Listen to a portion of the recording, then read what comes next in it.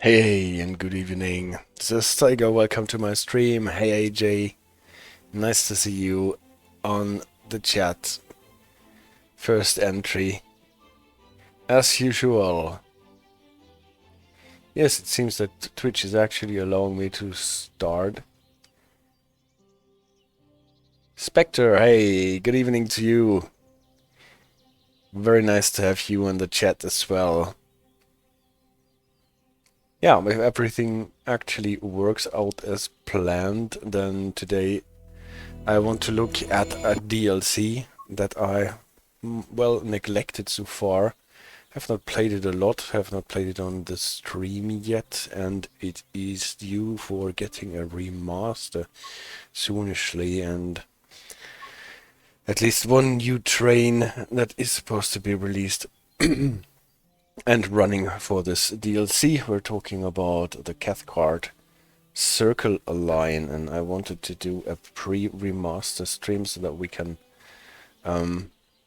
see what actually go better and what not. One thing is in the DLC that we have talked about already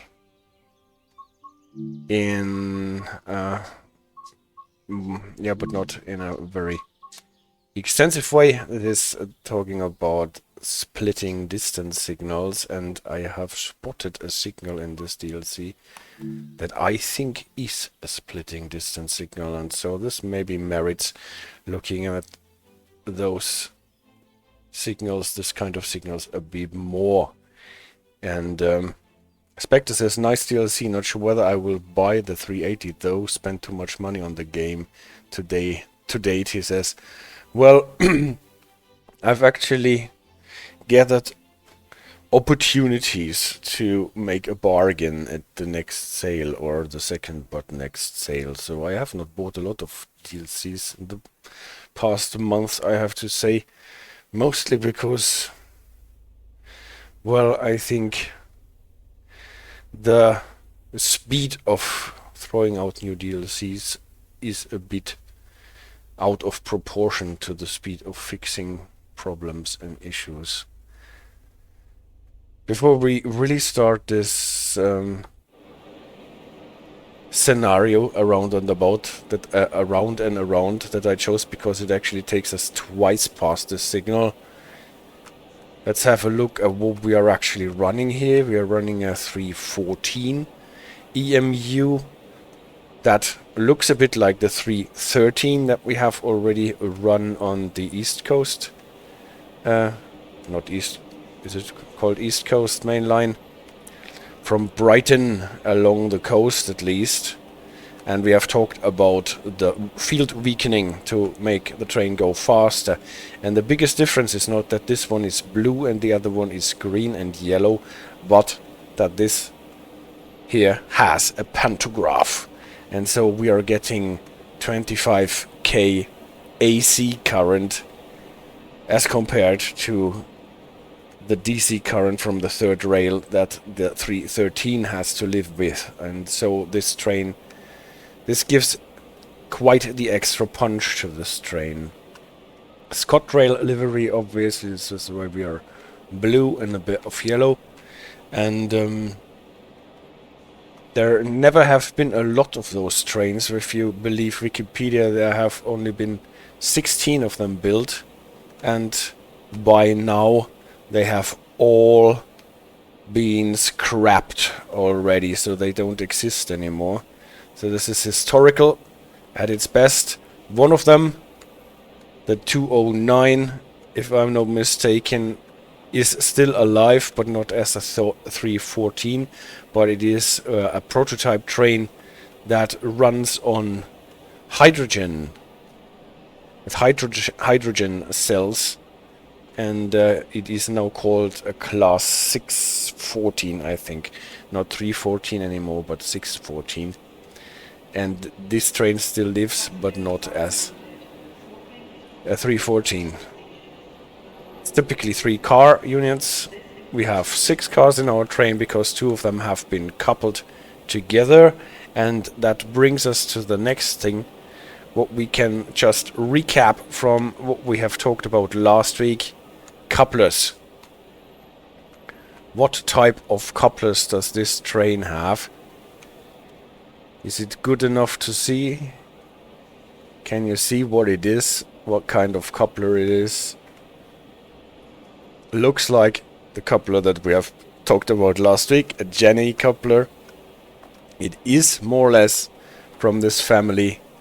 It is a coupler that is not operated by a rod, but it is automatically operated, and it is a type H Tightlock version of the Jenny coupler. Here you can see the knuckle, and the European version that also has attached this thingy here that opens up if you couple up two trains together, and then there is a connection for the pneumatic and the electric connector, so that it is actually a fully automatic coupler of the Jenny variety.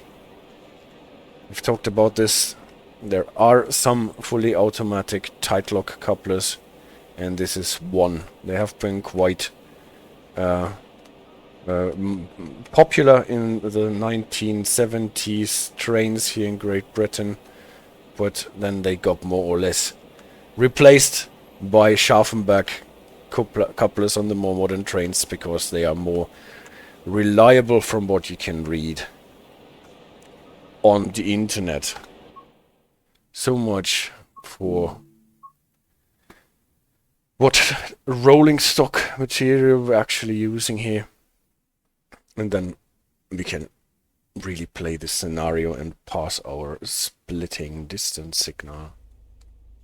Good morning. Today you have been tasked with operating several return services to Glasgow. To begin, prepare this train for service. And what we always do, but the scenario never wants, is turn on DSD and the AWS. Then we do what the scenario wants.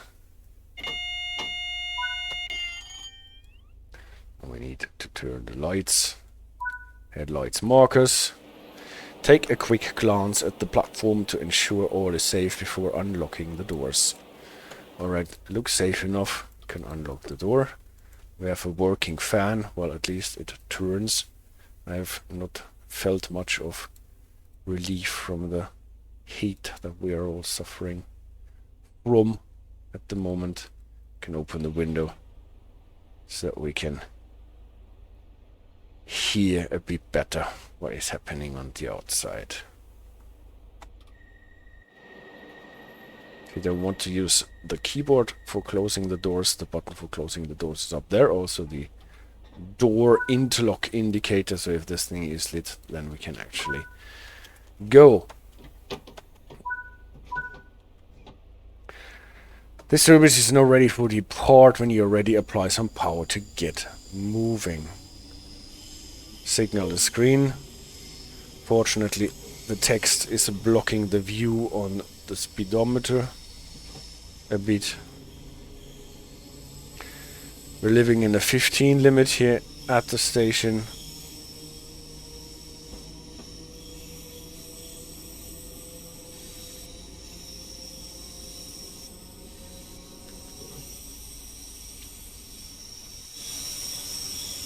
And going out of Glasgow Central. Actually looks quite nice already in my opinion.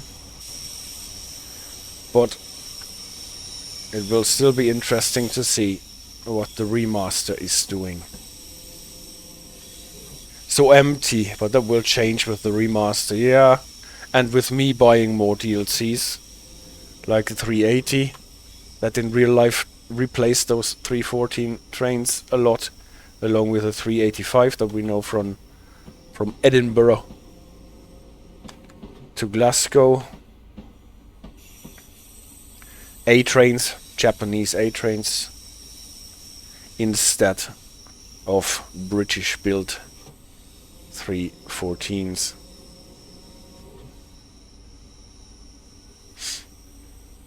To the left there are the Loco sidings.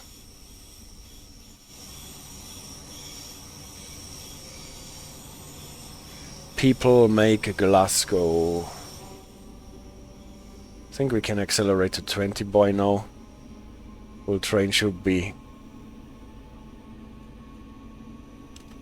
clear of this first signal bridge that marks the limit of the 15 miles.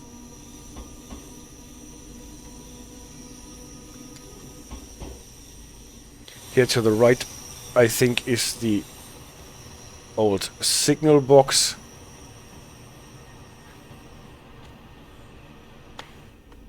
Looks a bit like a prison. JM.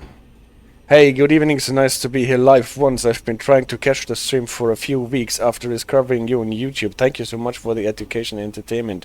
Thank you so much for appearing on the chat, picking up the stream, and for this nice feedback. That really keeps you going.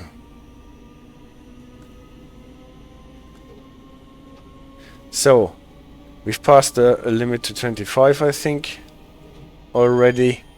And I think not the signal that we are running up to, but the signal after that will be the one splitting distance signal.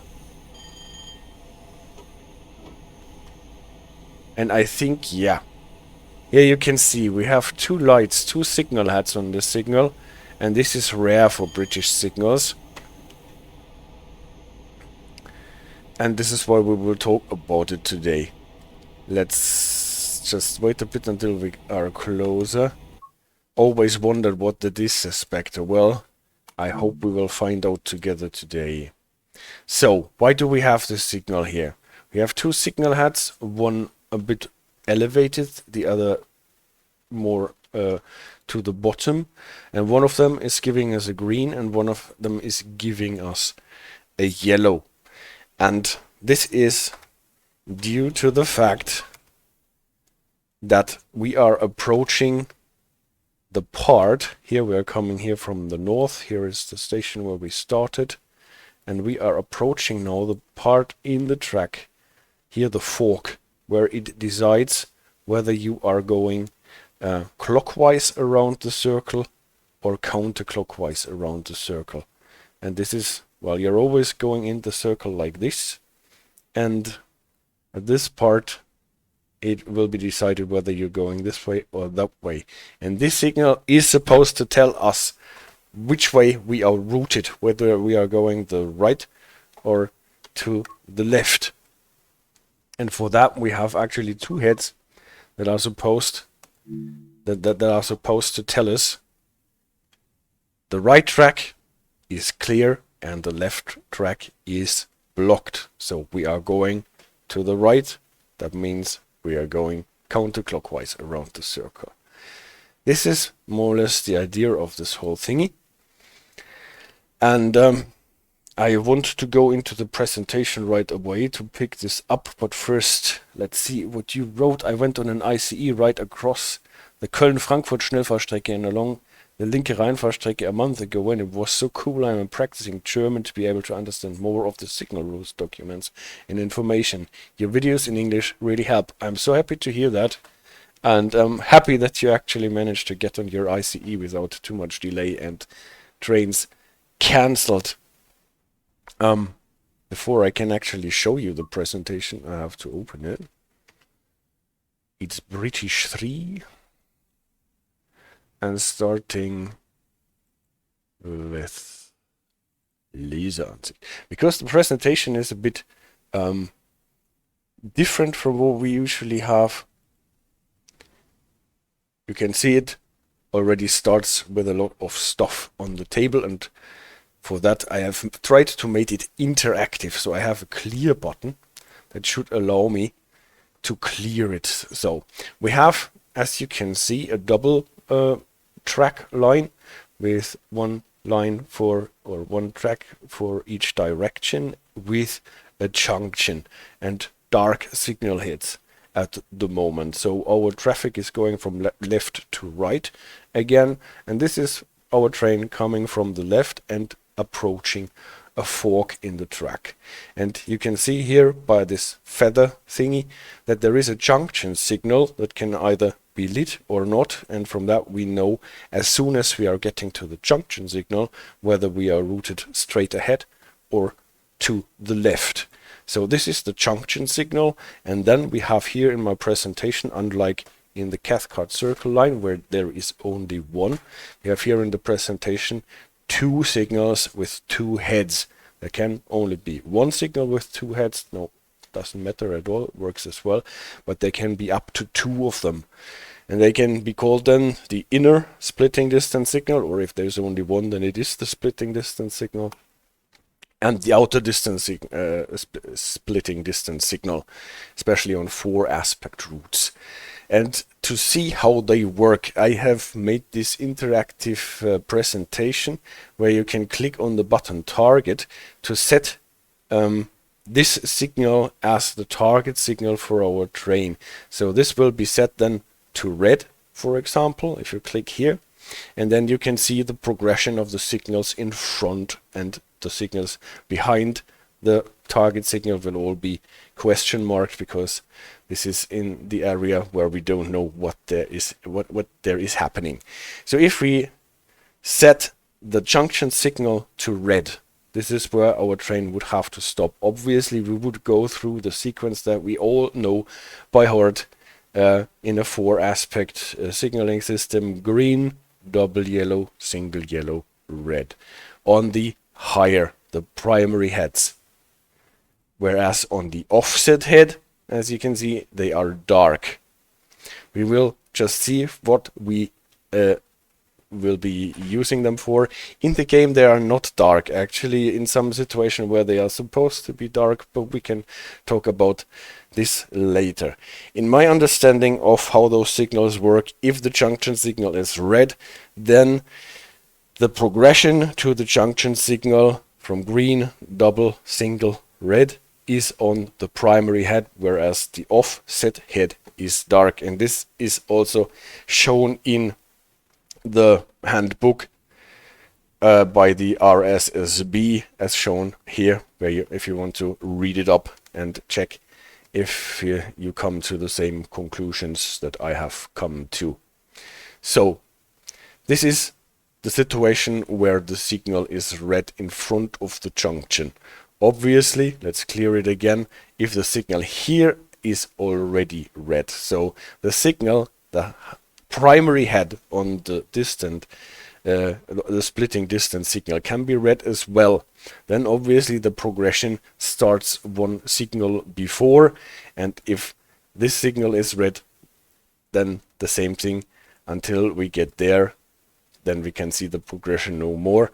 So this is not so super confusing. This is just basic, just to show that even on a signal here that has two heads, they can be red, but only the primary head can be red. The offset head cannot be red because it is only a distance signal, whereas the primary head distance signal here works just like a KS, Mehrbereichs- oder Mehrabschnittssignal in German, where it can work as a main signal or as a distance signal just as you need it for your signaling.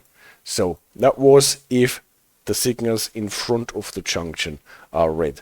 But what happens if we want to go with our train into one of those two branches? Then we have to just decide. If we go this branch here, then let's say the first signal here is red, then obviously on the junction signal we will have the feather on, indicating that we are going to the left, and because the next signal is red, then we will get a single yellow here. Whereas, and now comes the interesting part and more or less the key for understanding splitting distance signals, for the route straight ahead we are not getting any signal, we are not seeing anything. This is why I drew this ghost signal here, this imaginary red signal without a feather for the straight line. This junction signal with the feather on tells us that we can go in the divergence, but not straight ahead. And this is why we have in our head a red signal for the straight line. And as soon as we imagine this red signal that is not shown on the junction signal, but it comes logically from, then the rest is again basic. Spectre says, so only where the point is leading, right? So only where the point is leading, the switch, yes. The switch is leading into the divergence here.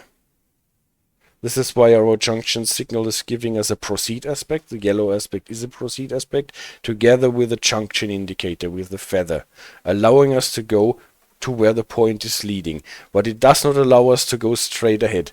And this is not shown on the signal, but it comes logically out of the fact that the junction indicator is on. We can only go in the way that the junction indicator shows us, or a theater indicator, but not in any other way, especially not straight ahead, because this is the only other way that there is. And this is a bit the situation that we used to have in the old semaphore days, when we had junction signals where there was one red main signal blade for each and every junction. And in this case you would have had two red main signal blades, and by which of them was in the off position you knew where to go. With the junction indicator we don't have the red signal for the other directions that we're not supposed to go to anymore, but we can still imagine it in our head, and then the rest becomes quite clear, because for the junction signal, the diverging one, we will have the offset heads, and then the sequence of green, double, single, red will appear on the offset heads if we have outer and inner. If we have only one splitting distance, then it might start with a 3 aspect succession with the single yellow, or this would be green in this case, because it's only a 3 aspect. But the interesting thing, or the important thing, is that the sequence of red, double, single, red happens here on the offset. So if you look at this signal, the higher up one, the primary one, is for straight ahead. The lowered one on the left is for the diverging route to the left, whereas the primary heads just show the succession up to the red signal for the route straight ahead. And this holds true for whatever signal here will be marked as our target signal. If we're not going into the divergence but straight ahead, let's say we're supposed to stop here, then the junction signal obviously will show us a single yellow, because the next signal will be red, and it will not show us a feather, no junction indicator, because we are going straight ahead. So what are we imagining in our head? A red signal for the diverging line. Obviously you will never get a red signal with a junction indicator, so this is why this is just an imaginary signal in your head, but this is just for filling it out to know how the succession works on the offset head for here. For our junction signal, that is yellow, giving us a single yellow proceed aspect until the next signal. The primary heads fill out this succession: green, double, single, red. And for the diverging route that is blocked at this signal, because we cannot diverge, we're getting the green, double, single, red on the offset heads of the splitting distance signal, and then on our imaginary signal at the junction signal. That we have to imagine because it is not there physically, but the fact that the feather is not lit tells us that we are not allowed to go into the divergence. And that works now with every signal passed here. Clear it again, just pick this one in the divergence. We have now the red part on the second signal after the junction. That means we have the single yellow here. That means we have on the junction signal the double yellow. and the feather on, because this is where we are going, and still our imaginary red signal for the straight line. That means the succession from into the divergence is green, green, green on the offset head until we get to the junction signal, double yellow, single yellow, red. Whereas the succession up to our imaginary red signal for the straight line on the primary head is green, double yellow, single yellow, red. So primary head gives us the succession to the straight line and the offset head, and there can be more than one offset head, we will just see this in a sec, will give us the succession for the diverging line.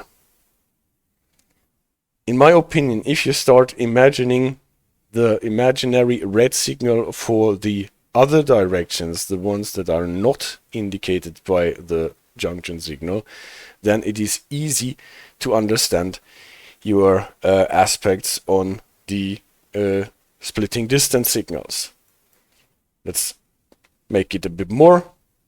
We have now the red light on the third signal after the divergence, so we have the full succession, single yellow, double yellow, green on the junction signal with the feather on, still a red for the straight. This is where we have all greens on the offset heads and the succession of green, double yellow, single yellow, red for the straight line. If we're going straight ahead, oops, what did I do now? Here are we again. If that is our target signal, we have already looked at it. Then the red is for the diverging route. This is why we have the succession of green, double yellow, single yellow, red on the diverging route. And therefore on the offset heads, whereas for straight ahead, we have the succession of green, green, double yellow, single yellow, then on the junction signal, and red afterwards. And if we move it further ahead, then our junction signal gets even better, double yellow, so that on the primaries we have the full greens. And if we have it once more removed, then all the yellows are already past the junction. The junction signal can be green without the feather. So the primary heads, and on the offset heads, we're always getting the succession to the blocked divergence. Again, if you imagine the red signal, the on signal for the diverging line, or the line that you are not supposed to go, then all the rest more or less comes by itself. And if you only have one distance signal, then you get it here. And this is actually the aspect that was shown to us in the game. Green for the straight line, because we are going on, so at least two signals past the fork are with a proceed aspect, and yellow for the diverging line, because we are not supposed to diverge on the offset head. And this takes us for the first part of the presentation back to the game. Here we can actually see what I just explained. You can also see the nice little pig's ears here on the LED signals, so that you can see them better from close by.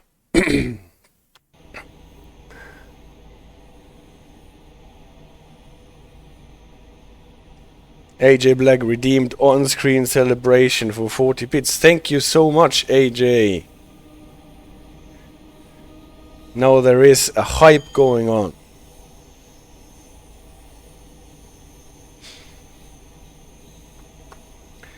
So this is the basics about splitting distance signals. And in this situation here, the signal actually worked as expected. If we are actually going straight ahead, here is the junction, and we are going across the junction. We did not see any feather. Here also the splitting banner repeaters tell us we are going even more to the right. Another way of giving us an indication where we are going. And actually the next junction signal, green with the feather on to the right, we are going to the right. And can accelerate a bit to 30. even on the Switch.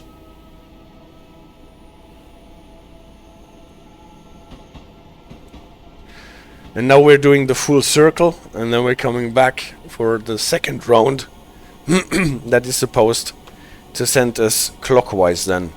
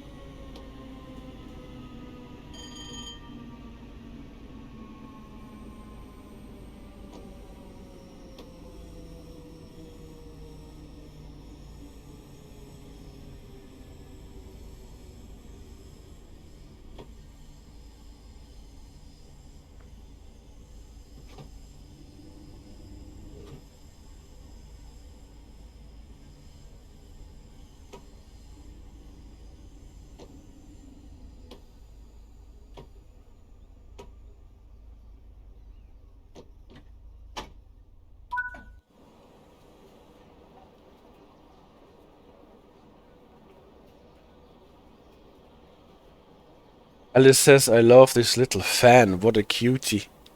My fan, yeah, I wish it would actually provide some cooling here. Seek help at the next station. Do not use the emergency cord, as this may delay help reaching you. She's got a nice Scottish accent, hasn't she?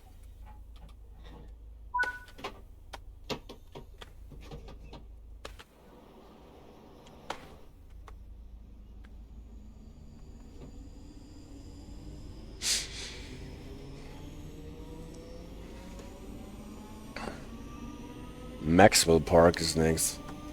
Be right back and eat some food, says AJ. Go ahead.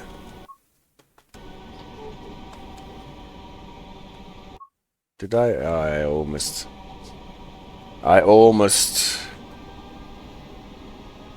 started speeding.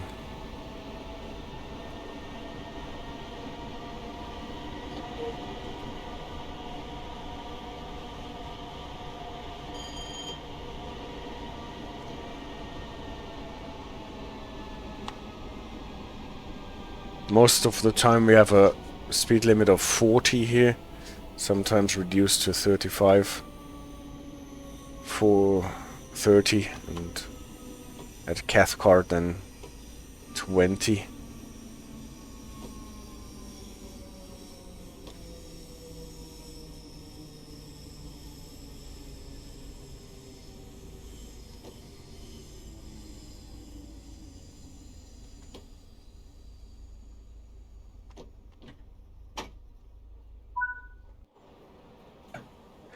Maxwell Park, ladies and gentlemen. It already looks quite nice with the light and the sky and the slight dust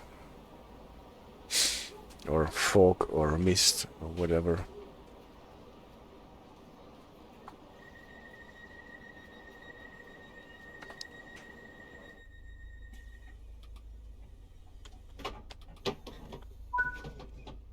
If you see anything suspicious, please tell a member of staff or the police.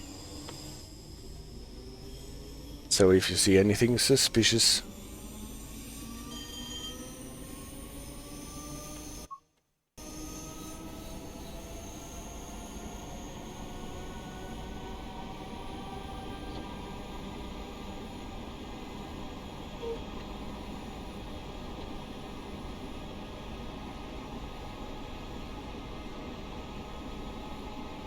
there are plans, from what you can read on the internet, of making this Cathcart Circle Line part of the Glaswegian Metro project, because it actually feels a bit like light rail, or at least subway.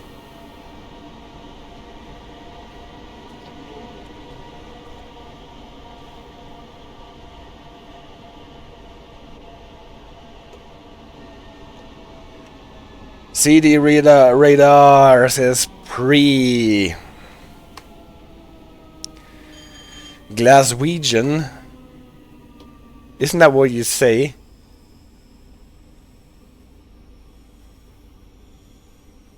Someone has a Glaswegian dialect. Or dialect accent, maybe. More like...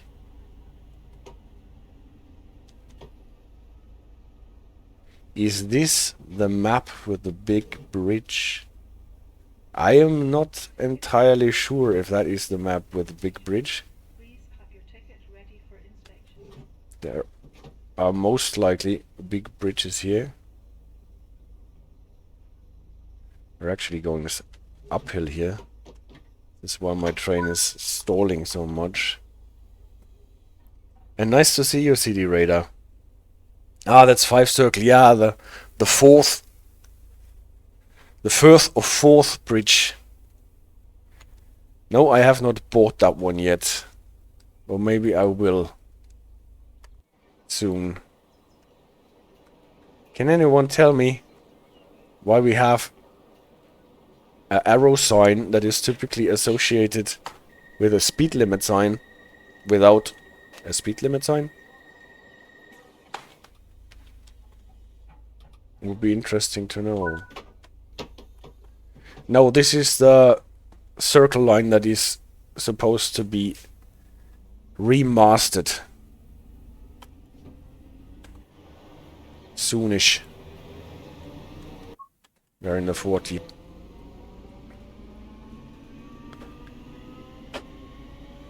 PRE stands for Praska Energetica. So this is where you're getting your energy from in Prague, or what?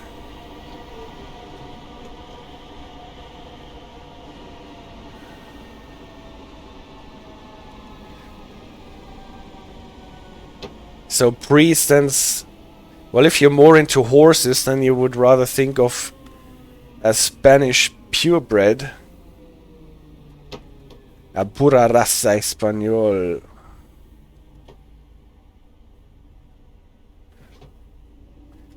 But I'm just talking about that we are running this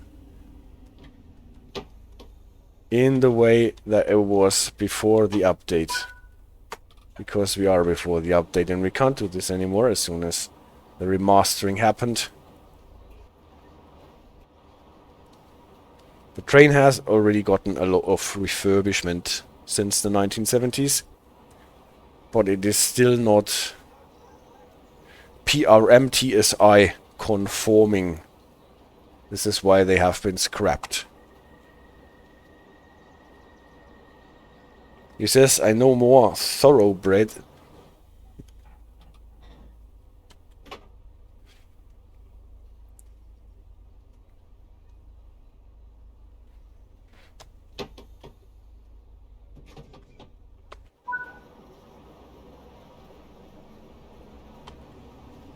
Langside.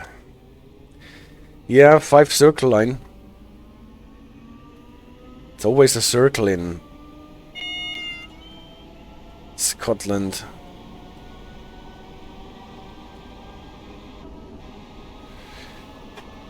Single yellow, so careful.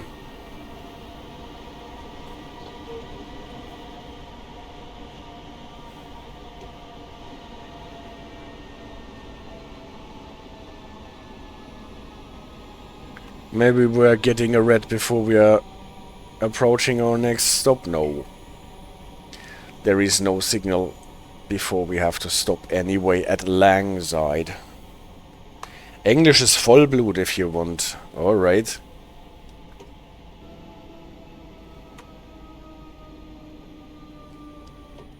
So you're more into the English thoroughbreds.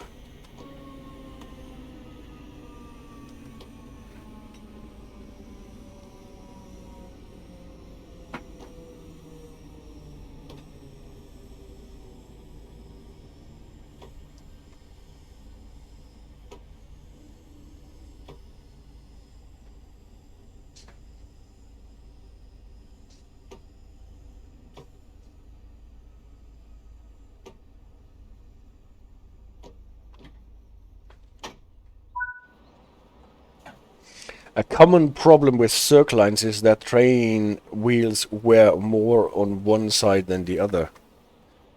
This is why they chose to send their trains sometimes clockwise and sometimes counterclockwise.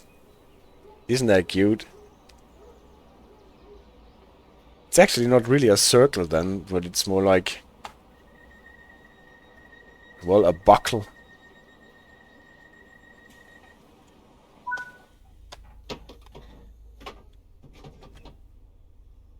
Oops. Actually, we should not have closed the doors from what we have learned, because our signal is red. We stopped at the red signal, should have activated the DRA in the first place, and we're not supposed to close the doors if the signal is still red. We have learned that on the Glasgow line. Station duty or platform duty stream. Yeah, where the DRA, you named it. First you distracted me and now you're criticizing my handling of the DRA. This is a safety announcement. It is not permitted to cycle, skateboard, or rollerblade So cycle. in the station building.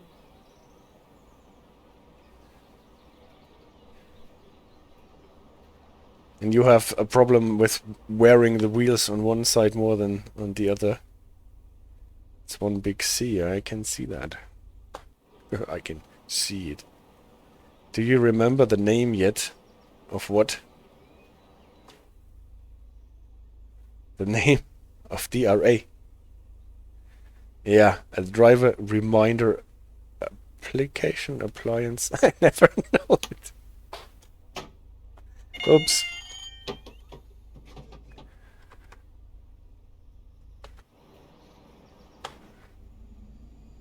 Appliance. Still approaching 20. DRA, a red light in front of you to remind you to another red light in front of you. Yep. But it actually helps a lot if you don't forget setting it.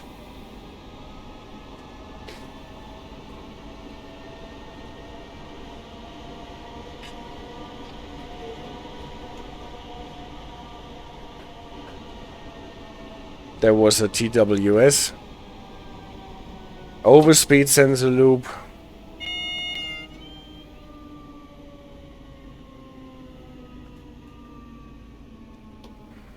And here's our red signal. And the reduction to 20.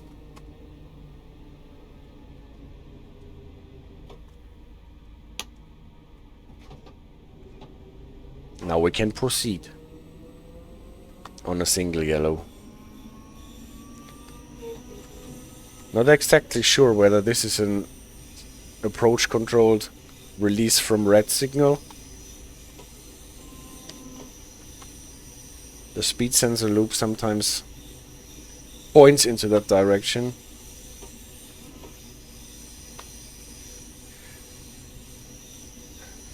But it did not get released when we passed this loop. But only later. No, I don't think it is. I think there was this train here or another one. So this is Cathcart station here, where the name comes from.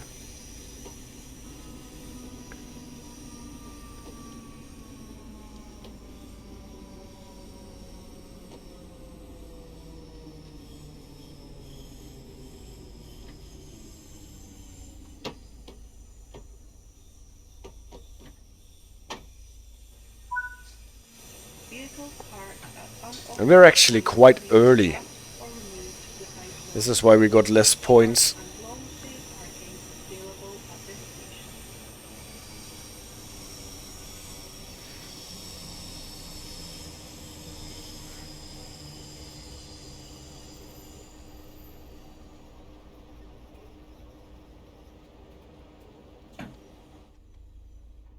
Proceed aspect allows us to close the doors, but we can still wait a bit because we are so early. Until we are 30 seconds before departure, and then we close the doors.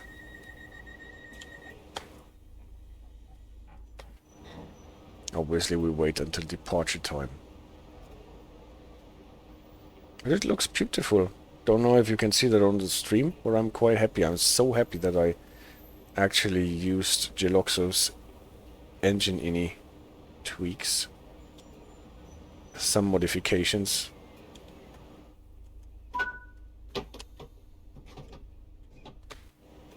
They really increased the experience so much. Again, we are running into a 40 section. Now obviously we have to pass the sign with our full train first. And then not forget that we are running up to a red. This is why I'm reading CD Radar's chat message. Not before I have seen the next signal. And it is yellow, so that we can actually proceed. Fun fact, he says. Mount Florida we are stopping. Well, I stop and then I read.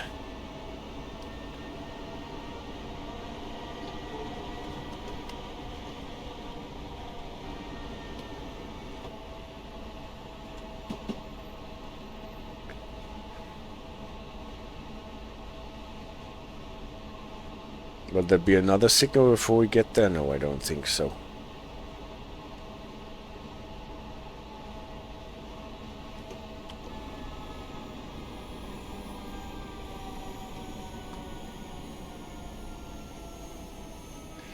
Spectre says, I would be a very bad signaler. How so? Fun fact, one of the old, no longer valid rules here was that when stopping at the red light, the driver had to get up. I cannot stop and read at the same time. We are still early.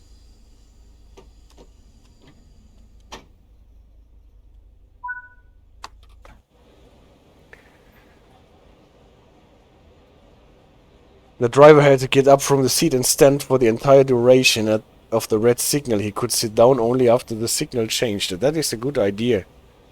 So you would never forget that you stopped at the red signal. Instead of lighting a red light in front of you, you just made the seat vanish.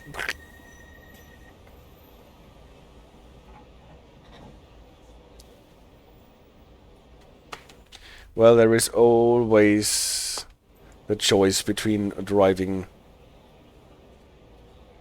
properly and talking to the chat.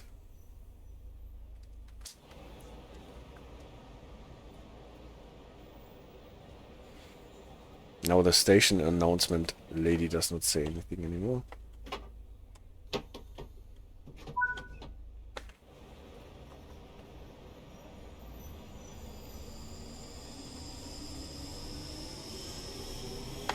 Crosshill.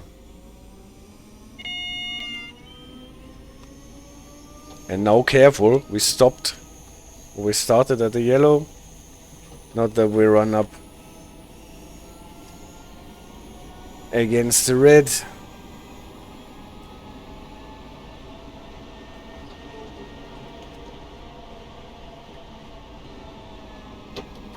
This time I did not make it in time back to the 30.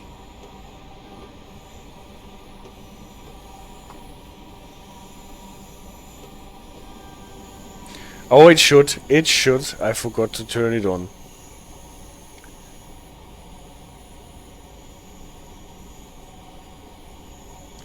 Usually AJ reminds me.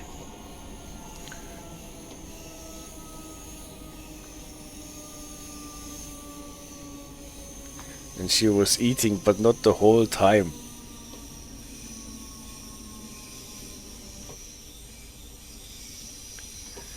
Well, but this can be mended.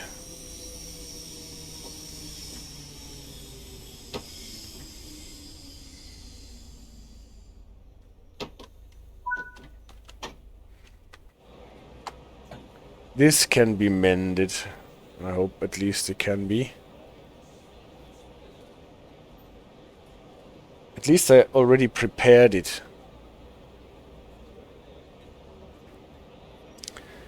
But did not turn it on.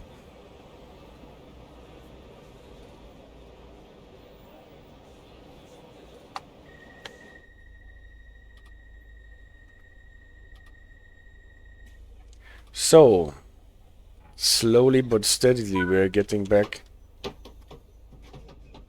to where we entered the circle or the buckle.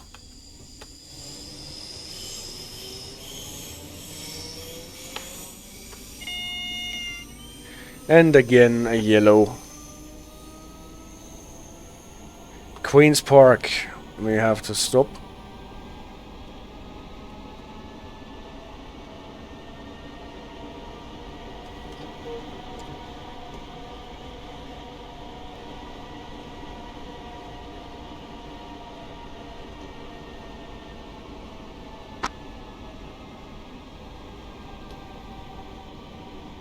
Here starts a limit to 30 or 35, 35 anyway. There is a station Queen's Park and a station King's Park in this DLC.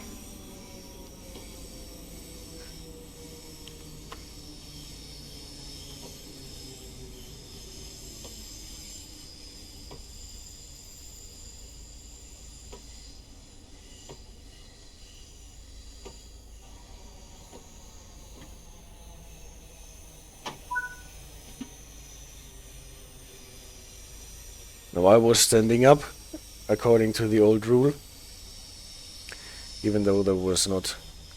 But here actually, I think this is a situation where you would activate the DRA as well, even though you're not seeing any red signal, because the last signal that you have was a yellow one. Well, maybe not, because you can see the banner repeater that is giving us a proceed aspect.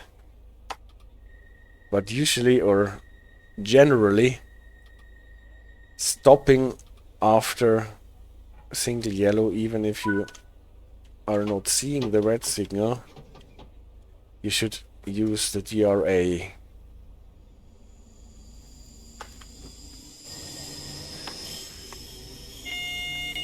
So that you don't forget. 35.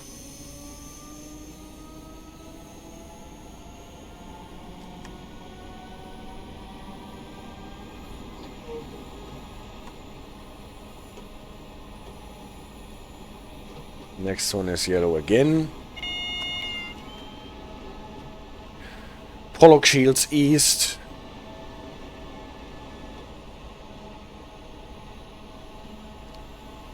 And this is actually the point where the buckle closes. You can see the train to the left. This is coming where we went. Now we're actually stopping again at the red signal.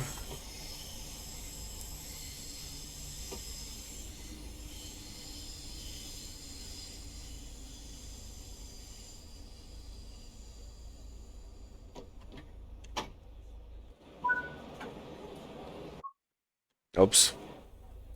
And since it is red, we turn on the DRA. And here we are, actually where the cycle closes.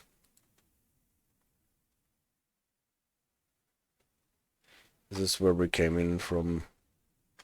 Where this train is, there is our splitting distance. This is where we started our circle, and then we went around counterclockwise, and here we are coming back and going back to Glasgow. You didn't have a public holiday this weekend, did you? We had 2 public holidays on Friday and Saturday, so I had the weekend off. No, we did not. I'm happy to hear. It's not a given that you have actually a day off on a public holiday in your line of work, I'm afraid.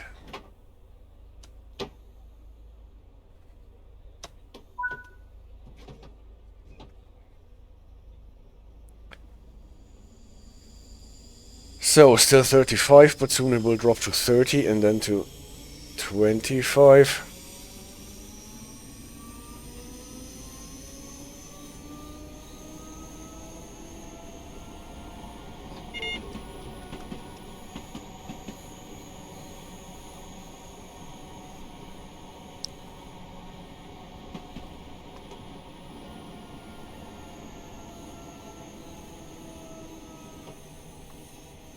Seems to be that there is a 3-aspect system on the circle. Oh no, we got a double yellow as well.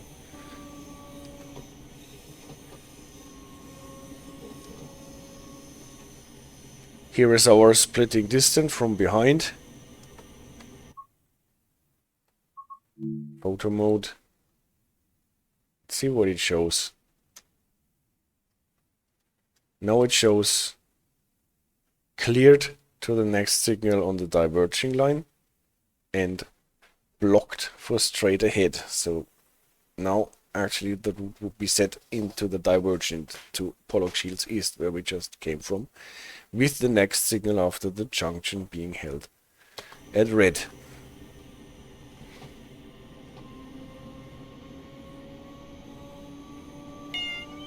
Makes sense at the moment.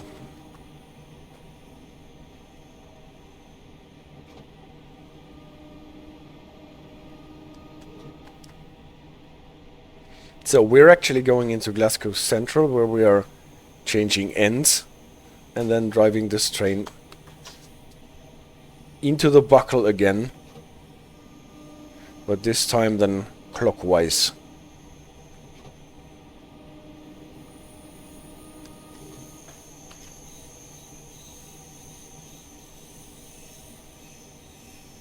Banner repeater thankfully tells us that the yellow one is for us.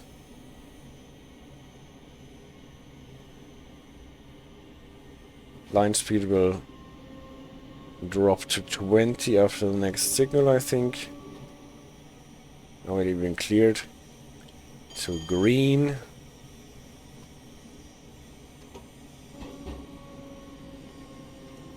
Here's the drop to 20.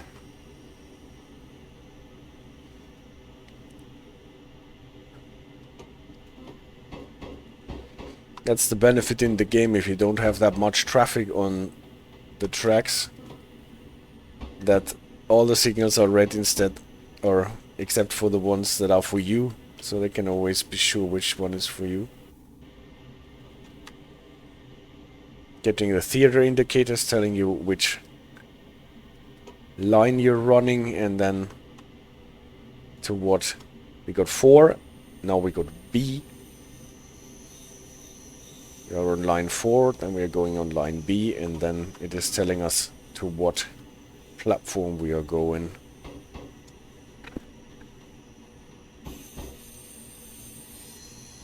The white sign tells us it is B, so it was actually correct.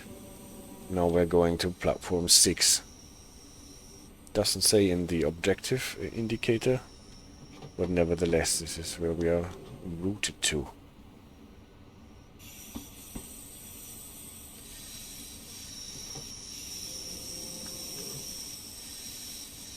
Inspector says, I really like the sound mixing on this route. On Southeastern High Speed you can hardly hear the driving sounds of the 375, but AWS, TPWS is so loud it will make you deaf. Yeah, that is true. It is an overall nice experience sound-wise here on this route. And I think with the AWS, TPWS sound, they got amplified with quite many updates, because they were so soft that people couldn't hear them, and now they are so loud that you can hardly run away.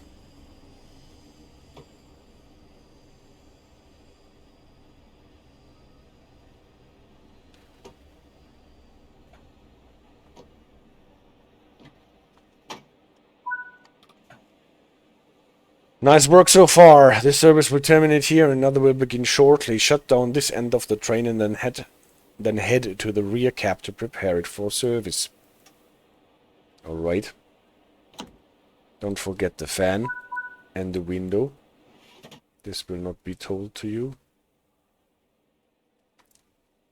What do we have to do? Step 3 is already good. Tail lights off. off. Off.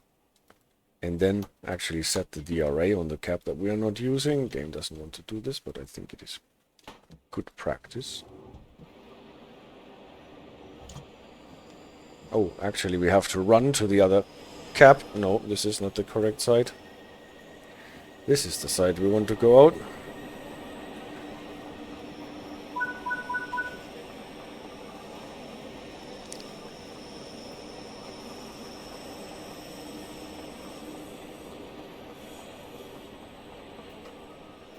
Here we go.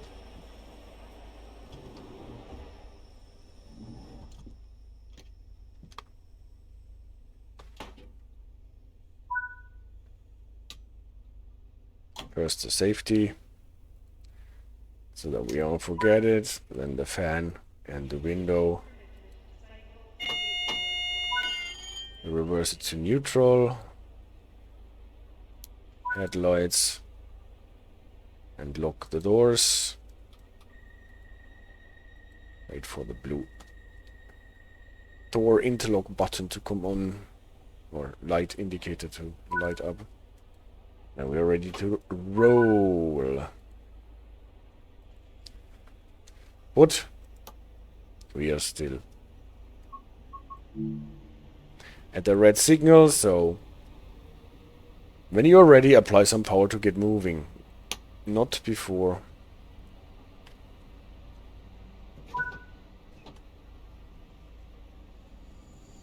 The signal allows us. And CD Radar says he has been playing a lot of Zuma services lately.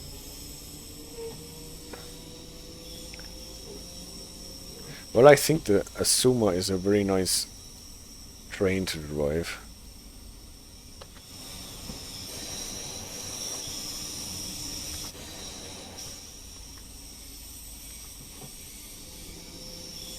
The A trains. I'm really waiting for the Japanese DLC here.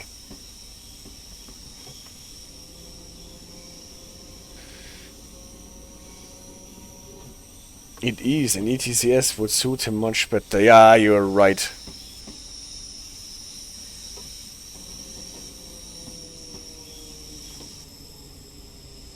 So they are letting the other train out before us.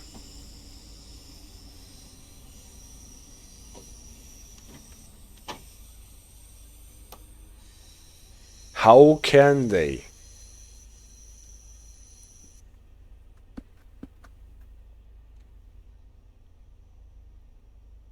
Wait. But from what we have learned, we should contact the signaler as soon as we are standing at the red signal.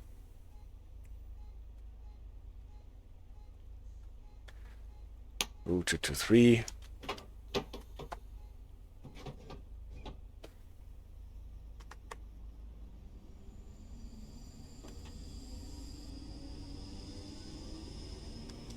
Still limited to 15 until the whole train has passed.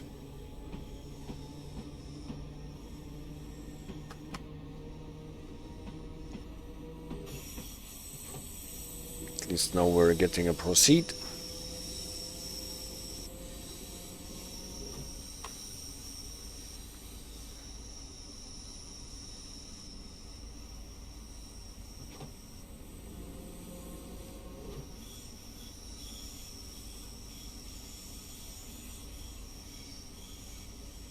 So I think we are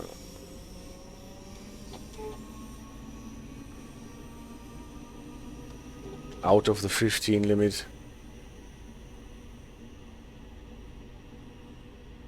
We can go 20. Signals are falling to yellow so that we can go on anyway. So, and now let's create some suspense for what the splitting distance signal will show us. Increase to 25. Soon as we have cleared the signal bridge for the other direction, I think.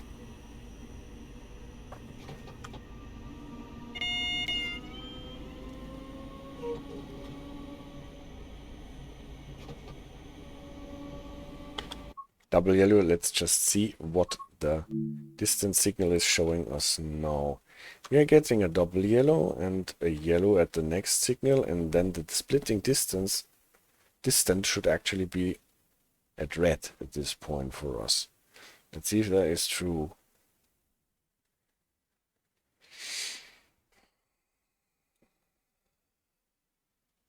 And it is in a way. At least the primary head shows red, as expected, because there is actually the train that was given priority in that block. What is weird in this situation is that it is giving us a green light for the diverging line. So I would have expected in this situation, and this is what the RSSB rulebook says, that the offset head will be just dark. It will not show a green light here. It should be just dark.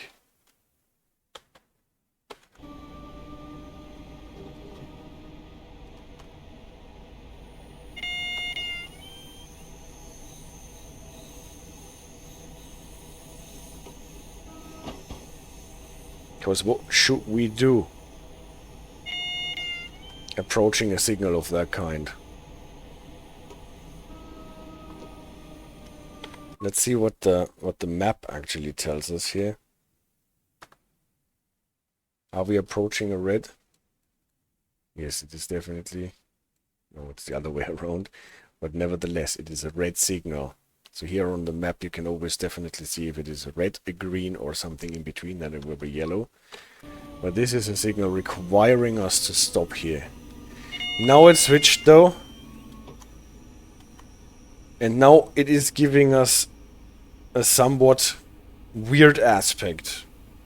It switches to green, to yellow over green. Then to yellow over yellow.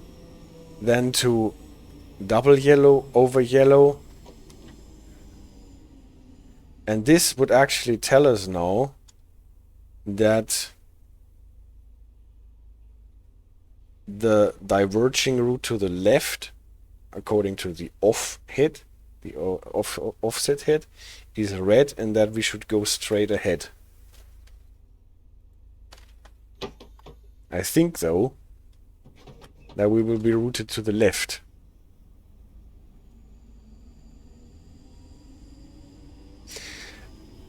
Actually, I think that this was not as it should have happened.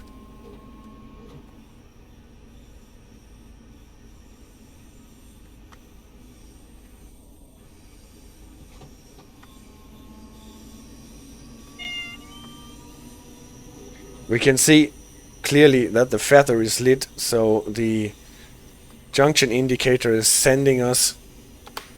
Let's use the photo mode again. Is sending us with a single yellow into the diverging line. That means that the junction here is set to the left. That is correct. That this line here is still occupied. And we can't go straight ahead. So here the banner repeater and then a red should be blocked for us. Whereas here the next signal should be at red at the exit of the station. Yeah, it is red as well. So the junction signal makes sense. Because it is giving us a single yellow, because the next signal is at red. Well, is it so far to the junction signal? Oh, here it is. Single yellow for the red ahead, and the feather because we are switched to the left. But the splitting distance was more or less the wrong way about. The primary head should have shown us a single yellow because the straight line is blocked, and the offset head for the diverging route should have given us a double yellow because we are approaching a single yellow on the junction signal. And now it is showing us this aspect, what blocks the progress for trains that is coming behind us, what makes sense because we are in the block now, so the primary head being red makes sense, but again the offset head should be dark now according to the RSSB rules.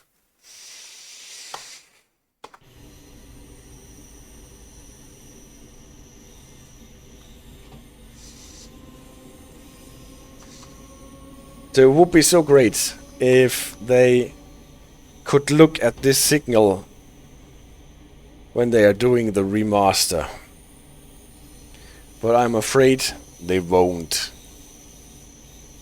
And we are actually going here now into the clockwise loop.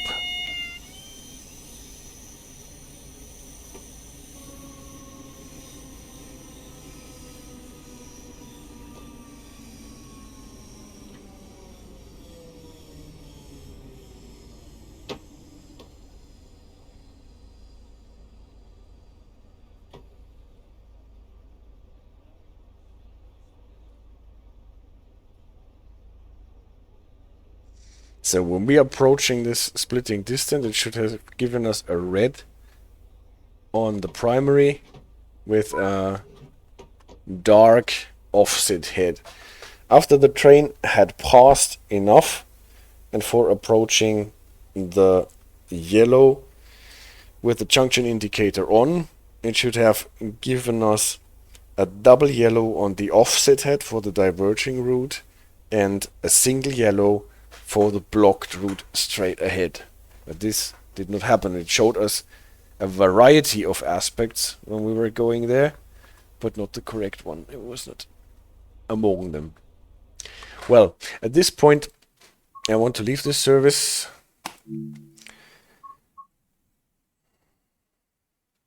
And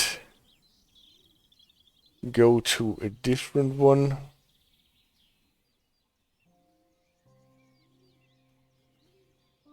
Actually, I don't know which one it is.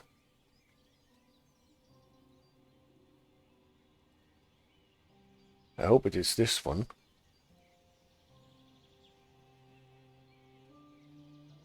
Because we're getting hopefully another aspect here. One great thing about this DLC is definitely that due to its structure, you can have so many different paths and routings here. And I think that is the one that I wanted to play here, or at least start playing until we hit our splitting distance signal.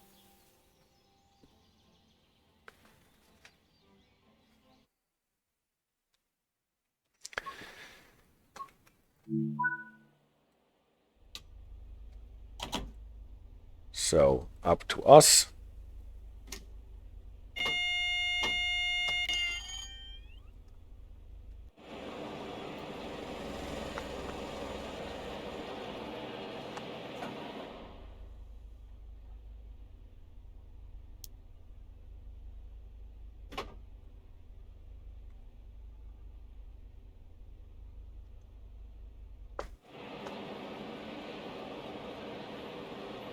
This time we have just one train set with 3 cars.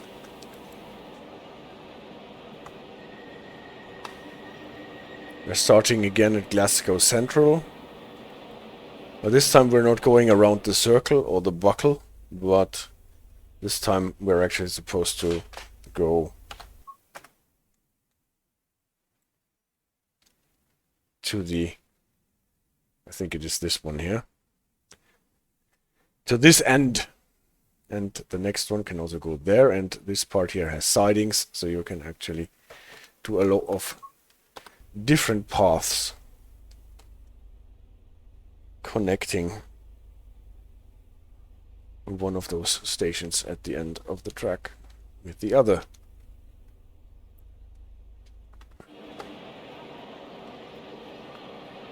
This is a variety that you do not have on a lot of DLCs.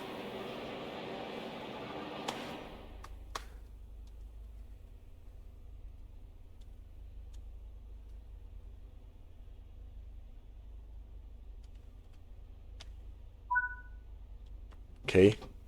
It's one of the few trains that actually spawns with the brakes released.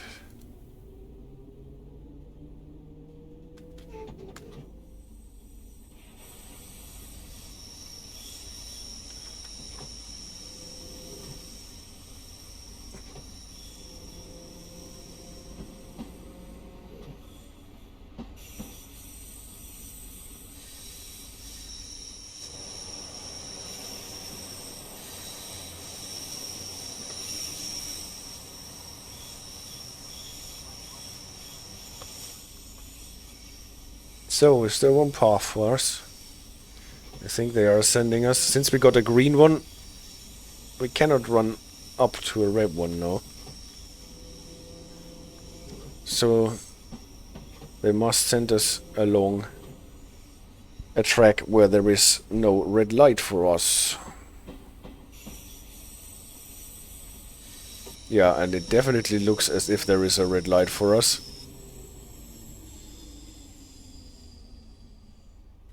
So how can this happen? We had a green light, and now we have a red light.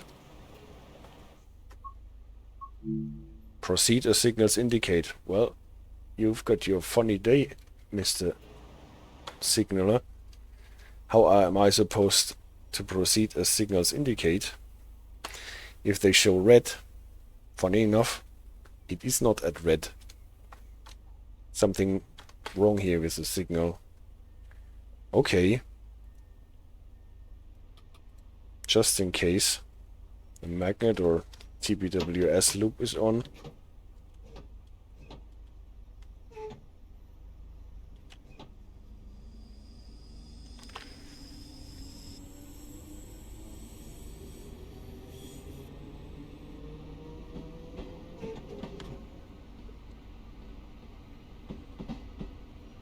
Another thing that would be nice to be fixed in the remaster. But I have little hope that this will happen. Well, saying this, I'm really happy that they're doing remasterings of oldish routes. But still, sometimes it would be nice to have more consideration on the signaling part. And not only on lighting and passengers.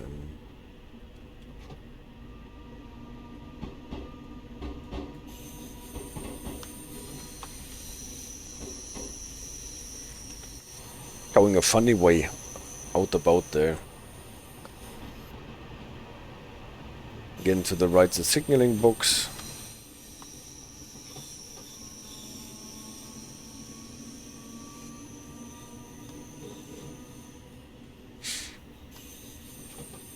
And again we're getting closer to our splitting distance.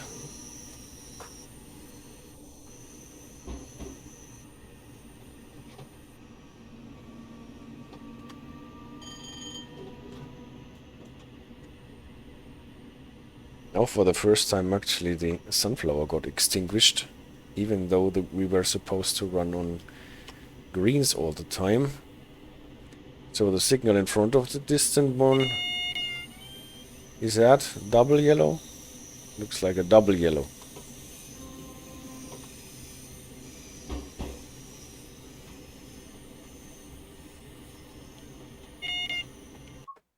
Photo mode again. Let's check what the signal is doing. Double yellow. On the single yellow for the straight line on the primary head. Makes sense. This aspect here, you can only get, well, again, this does not make sense because it announces you for both directions that it is red. In this case, you should have the single yellow only on the primary head and the offset head should be dark.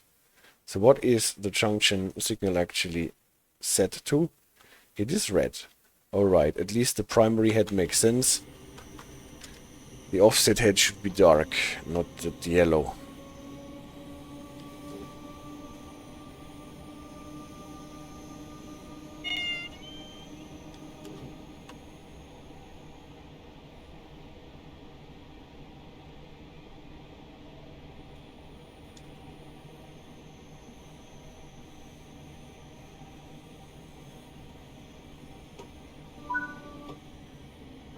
And now that we passed the go via point, I guess the signal has changed.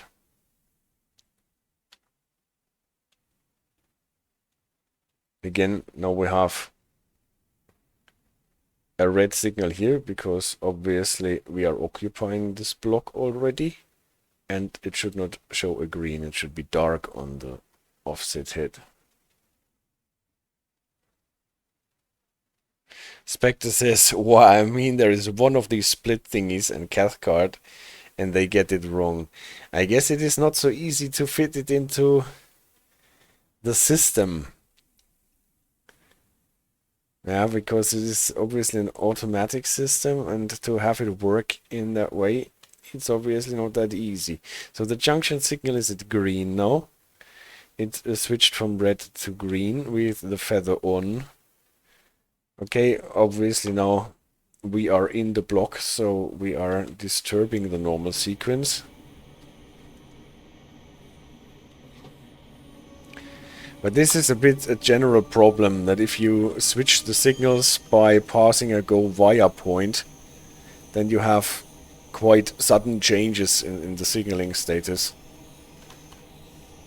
that you don't see coming before you pass this go via point.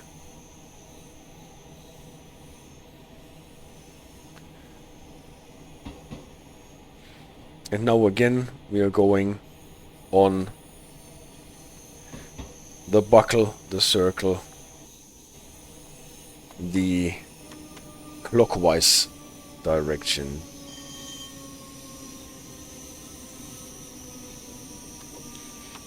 Starter signal is green, that makes sense. So I guess I will not go on with this service here, but start another one that should take us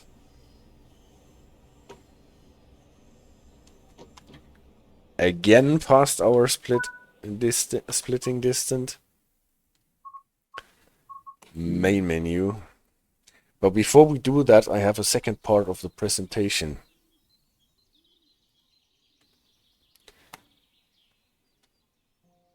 And the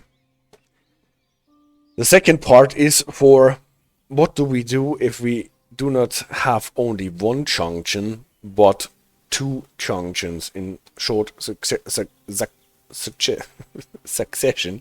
is the word, I guess. One junction signal here and then another junction signal there. Obviously we have signals on the second diverging line as well, and this signal is also a junction signal, so we put a junction indicator now to the right on this signal. And how can we signal that? If we select this signal here as the target, so we are not going to the left, we are going straight first and then to the right. What can we do with our distance signals that we have here? Obviously the Rev 1 calls for the junction signal to show a single yellow, and since we are diverging, obviously the junction indicator needs to be lit.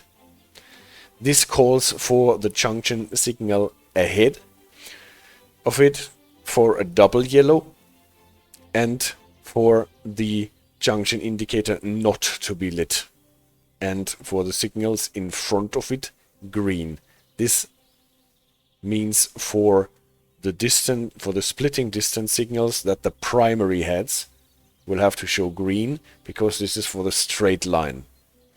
Primary heads show green, and then we get our succession of double yellow, single yellow with indicator to the red here.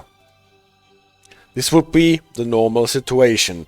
The problem with this situation is that when we are approaching this first junction, we will know from our, we will see that in a moment, from our distance signals that we are not going to the left but straight ahead. But at the moment we don't know yet that we are going to the right on the junction after. And for that we can have overlapping splitting distant signals.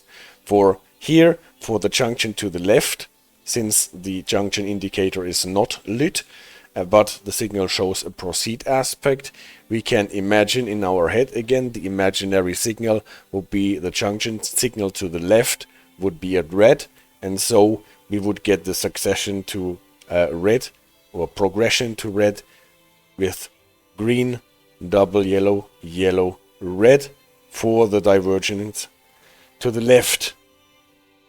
That is what we have seen before. But if we just leave it like this, the driver would not know when passing this junction signal, not until he sees this second junction signal, whether the train is supposed to go straight ahead or is supposed to go to the right. I have to turn off the sound of the game, otherwise it will just drive me crazy. Okay. So this would be our first sequence of splitting distant signals. If we want overlapping one, then we can introduce a second sequence of splitting distant signals. Because here this junction signal is sending us with the lit junction indicator to the right. That means straight ahead we can imagine our red signal for the line straight ahead. And if we introduce additional splitting distant signal heads to the two signals in front of our second junction indicator, then this junction signal here gets actually a second head, and this inner splitting distance signal gets a third head. That is, again, the primary one is the highest, so that you can always see which one is for the straight route, and then you can see on the side this one is for the left route and this one is for the right route. And then we can use the primary heads, also the primary head on the junction signal, to make the progression to our imaginary red signal for the straight line. That means we get a single yellow on the first junction signal for this red one and a double yellow on the primary head.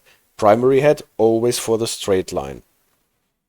And then we can use those additional heads for the diverging line to the right and put the double yellow that we need for this single yellow here on this additional head, and this then can be green. So the train coming from this direction left to right, passing this signal here, sees, okay, at the first junction I'm supposed to go straight because the one to the left will be blocked. Passing this inner splitting distance signal, the driver knows, all right, this is still holding true.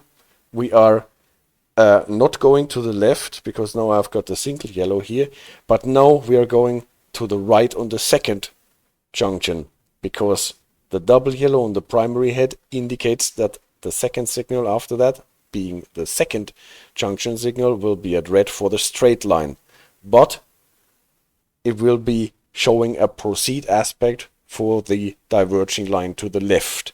When he passes the green signal, he does not know whether it will be green or yellow, single or double.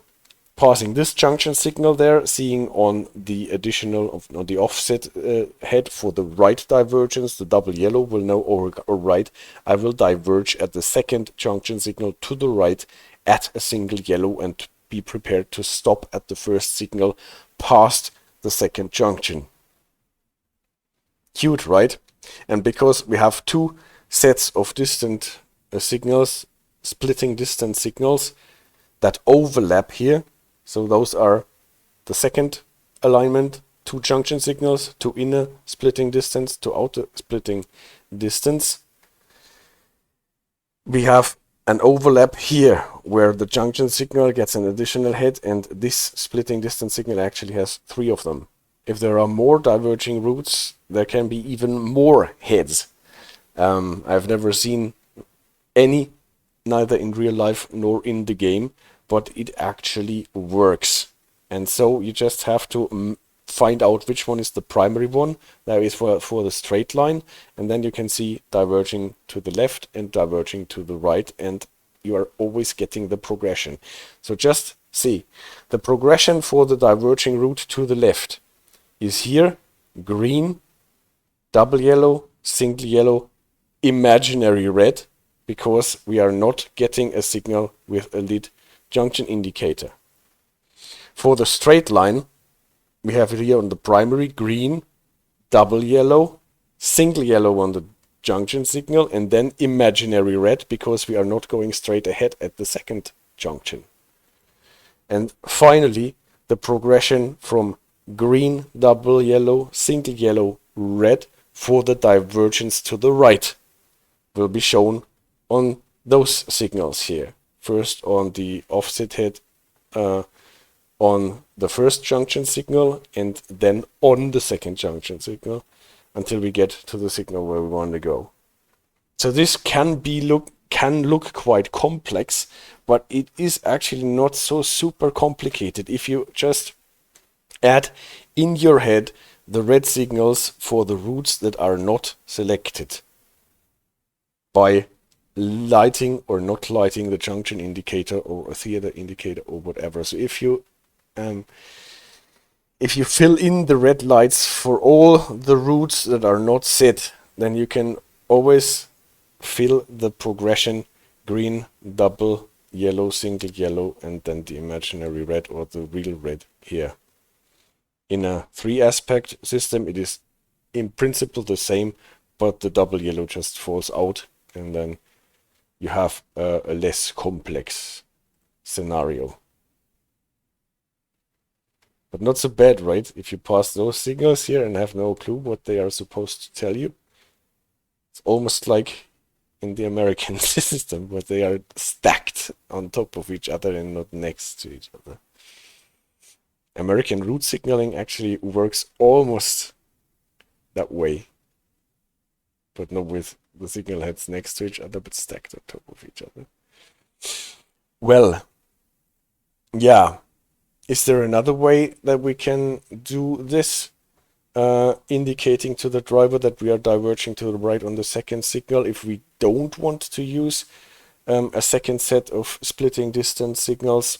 Well, there is always a way in using approach release from red, at least. Approach release from yellow mixed with splitting distance is a bit complicated. It can work in some situations, but sometimes it is actually not allowed to use it. So in the same situation as before, first signal on the diverging to the right at the second junction is at red, so we have the second junction signal at a single yellow with the feather lit. That means we are going straight ahead at the first junction, not to the left. This is why we have the imaginary red for the divergence to the left with the progression on the offset heads on our splitting distant signals. But what do we do for the route that we are actually supposed to go? Well, the simple thing is I drew those TPWS speed sensor loops, arm and trigger with the approach control signal. We have this video about approach control signal from red with the Birmingham Cross City line. That means we are just holding this signal at red until the train is in front of it and slow enough to be safely routed to the divergence to the red, and not before the train is here. We can release this signal from red to a proceed aspect. Splitting distance mixed with approach from red would be that one here. That works. We can do this, and then if the train is here, we open up and set it to a single yellow because the next one will be red again. Then we would have on the junction signal here and the primary head of this splitting distance the normal progression. So double yellow here, green, green, and green. The normal progression on the primary heads to the red one, and as long as it is red, it would be single yellow here and double yellow here on the primary and green on the primary here. I did not animate this though, because the more interesting thing is, if you don't want to use approach control, where is a thing in itself and always slows down things quite badly. We can also mix our splitting distance with flashing aspects. You remember those flashing yellow, double yellow, single yellow, indicating that you are diverging and that you are at least getting a speed reduction on the diverging line. You see the flashing double yellow when you're driving out towards to Faversham on the southeastern high speed, and there is this one station, don't know what it is now, somewhere around Rainham, where you're actually going into a loop track, and for that you are getting flashing yellow aspects to tell you that you are diverging and going into a track with a reduced line speed. So you would get the flashing yellow aspects in front of the junction signal in combination with the aspects on the offset heads that tell you that you are not diverging on the first one. So our splitting distance are telling you when passing this outer splitting distance signal here that you are not going to the left on the first junction because you're getting double yellow, single yellow on the offset heads. And as soon as you pass this inner splitting distance signal, you see double flashing yellow. You know, aha, I will be getting a single flashing yellow on the first junction signal, and then this will be followed by a steady yellow at the next junction signal, sending me into the diverging line. And we know with the flashing aspects, we are always getting a single steady yellow at the junction signal after the flashing yellow aspects.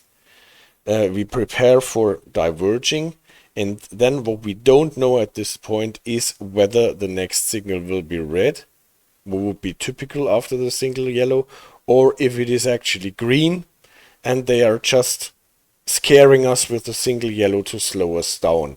For example, if we are going from a line that has 70 into a line that has a limit of 45, then they can use the flashing yellow aspects to slow us down at the junction signal so that we are driving as if the next signal was red, so that we are slow enough for the reduced speed. This is what they usually do on the southeastern high speed when they are flashing you down, and then those signals can actually be green and you are slowed down to the new line speed. So with more junctions, you can either have more splitting distance signals that overlap at a certain point, or you can use approach release, typically from red, in some cases also from yellow, but typically not. And you can use the flashing aspects, but that also works not in all and every case, because those flashing aspects have limitation in itself for what kind of diverging lines they can be used. I think this is the end of today's presentation. Those things about the mixing with different kinds of junction signaling and approach control I did not get from the RSSB book, but from this website that I mentioned there, with some corroborations from other sites. But it makes a lot of sense like this. It can also be that the flashing yellows do not come after the distance signal, the splitting distance signal started, but the other way around, that you start with flashing aspects for the first divergence and then get the splitting distance signals for the second diverging line. Alright, hope you enjoyed this. I hope this stuff will be implemented properly in the game at some point. Splitting distance, flashing yellow aspects. Well, flashing yellow aspects are implemented quite often correctly, I think. Now we can have the sound again. And I changed the service to the last one for today.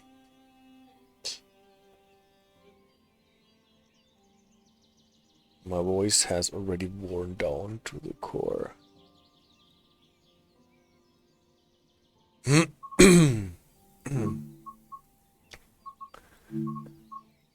They have it arranged nicely here, so this time we're not going to this end, but we're going to this end.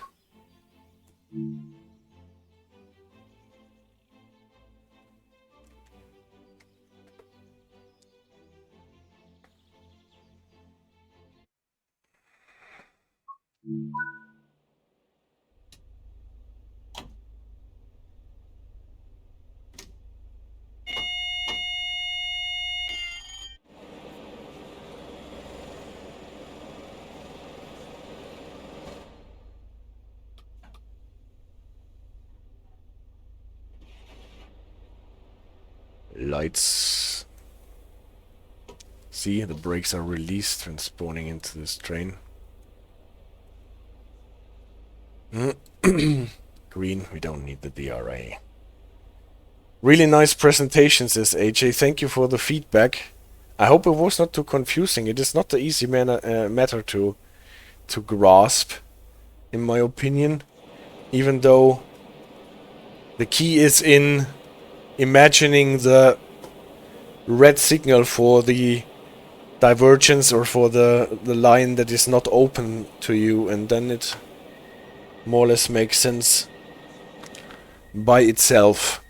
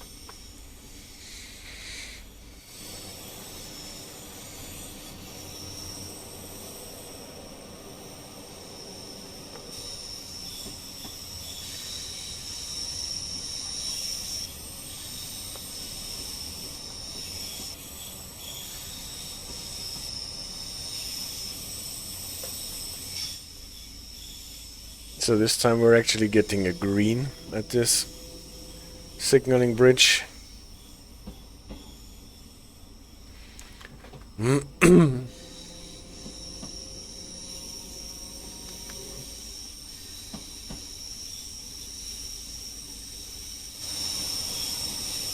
It also has a big bridge, this DLC. Even if it is not the first or fourth bridge.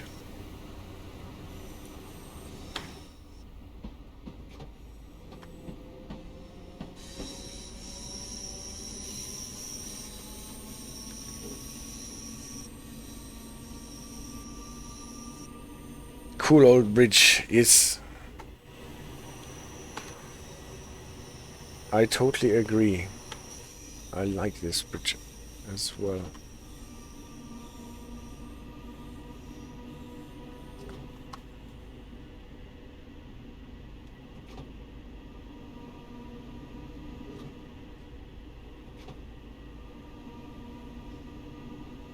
For the umpteenth time today, passing the signaling box and some pillars that stick from the past. Yeah, to the left.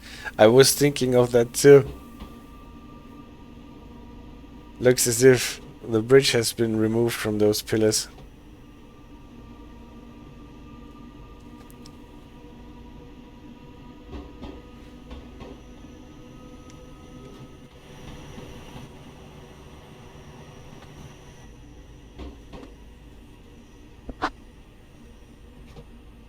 So most probably we should be going to the left at our junction signal.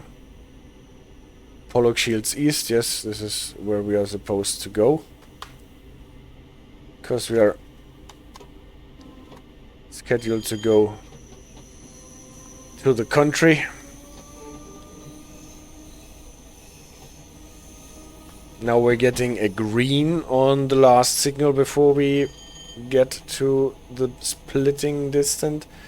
And now our splitting distance is the weirdest that we have seen. Because now it is indicating to us that we are going as well to the left as straight ahead.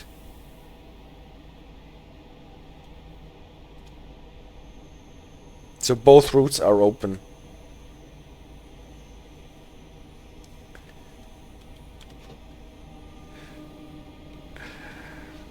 This should probably make us stop and phone the dispatcher or signaler what the heck they are doing in their signaling box.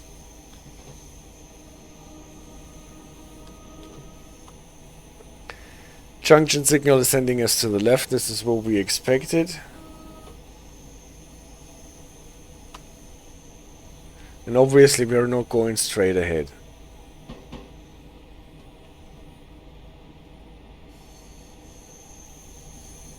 So since the idea of those splitting distance signals is to tell us where we are actually routed to, getting a green on both does not clear up the matter a lot.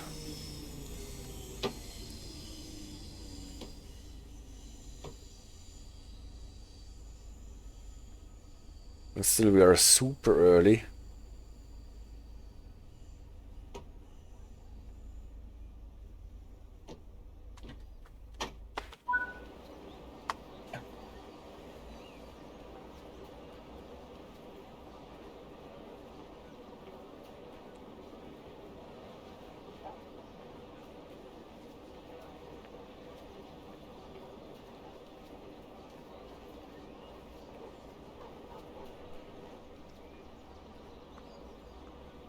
Pollokshields East.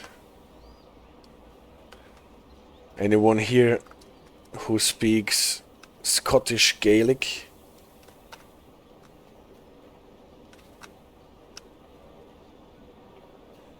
We have nothing else to do. We can learn this. I know there is a course on Duolingo for Scottish Gaelic.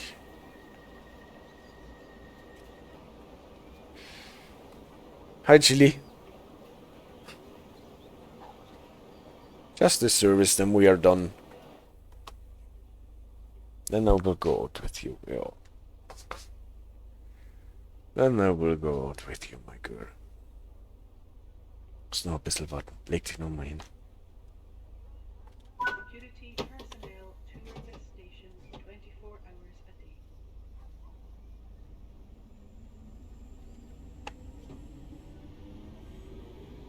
Queen's Park is next.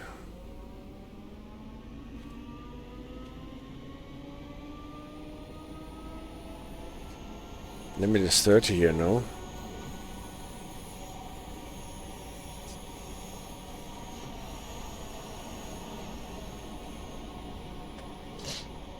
And now we have almost no time to get to the next station.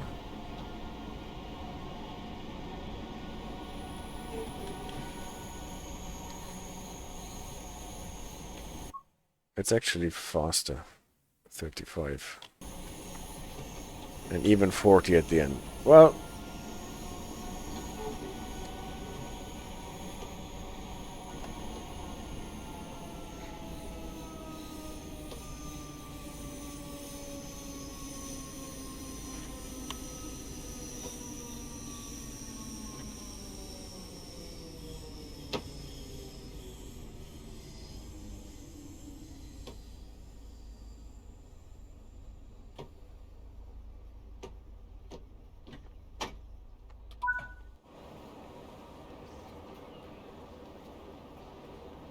Oh, we are down. No, we are getting from 35 to 40 even. I'm helping to translate an upcoming video game into Czech, and it's set in Scotland, so there's a lot of fun with Gaelic terms, he says. Alright, so this is the advanced version of everything. Translating Scottish Gaelic into Czech.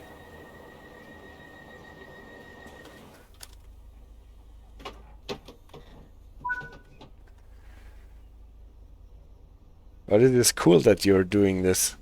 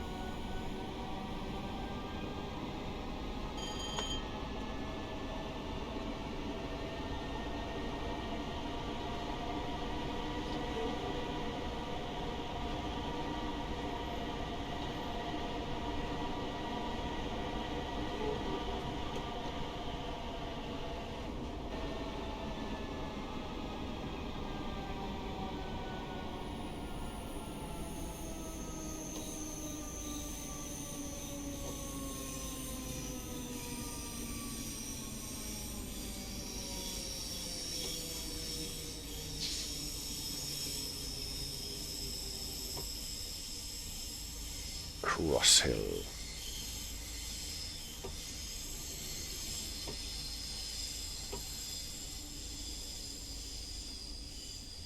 Vehicles parked at unauthorised points may be stopped or removed without warning. Short and long stay parking is available at this station.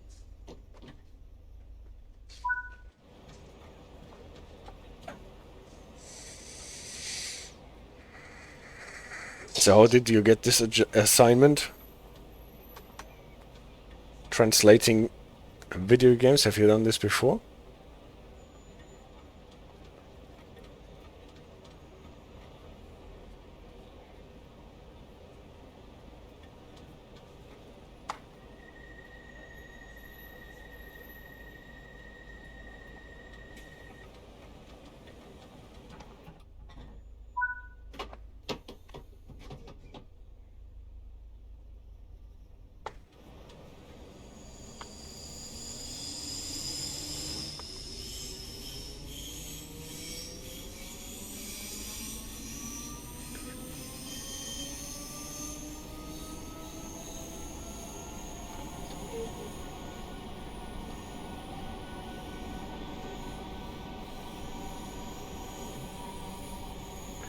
Mount Florida.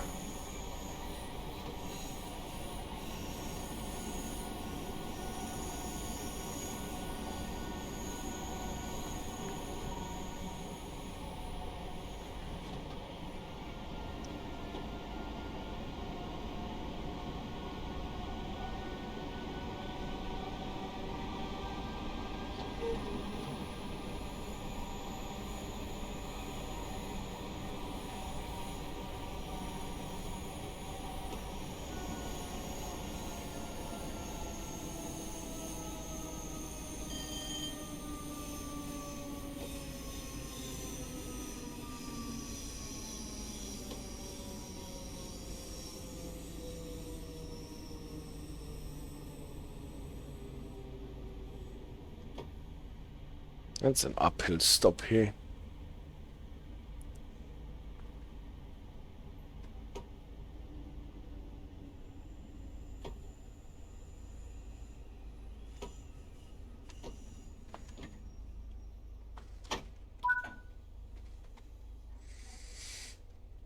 At least we made it back into the 750 points range.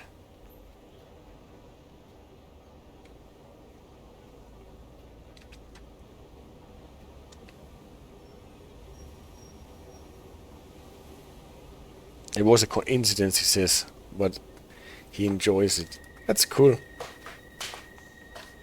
Maybe they will ask you more often in the future.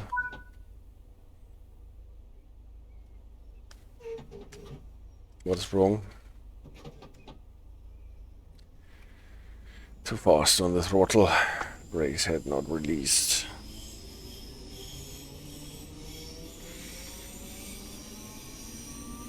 it 35? Yes, 35.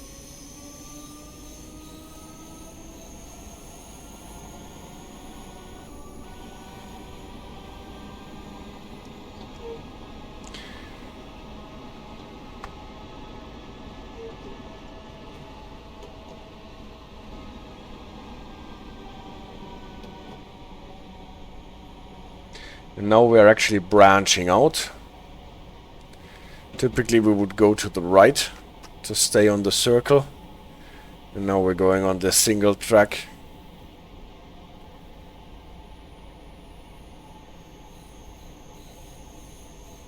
Is it? No, we're still far away from the limit to 20. Still 35. And now we're stopping at Kings Park. No longer Queen's Park, but Kings Park.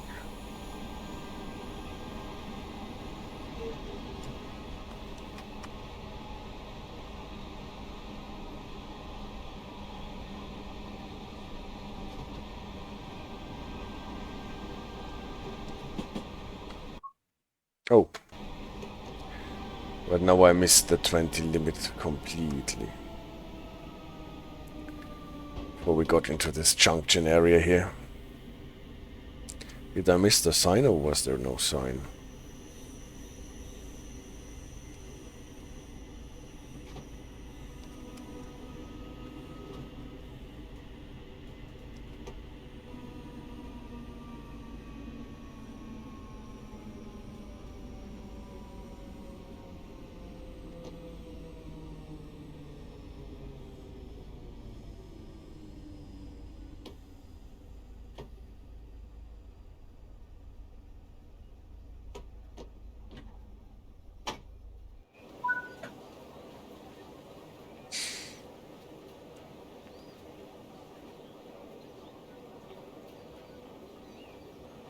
Yeah, now we are on the line to the east. It is to the east.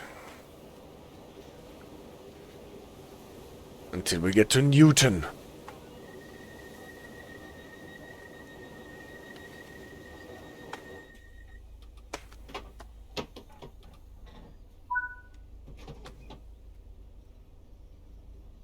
Fortunately, we're late.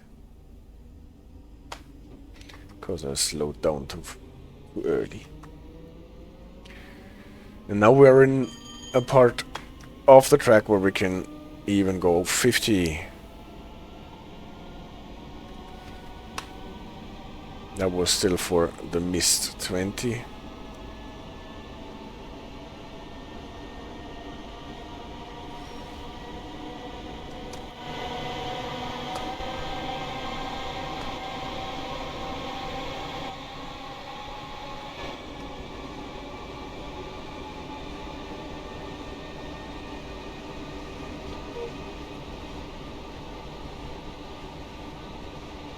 Guys, is the stream still running or did something weird happen? Because,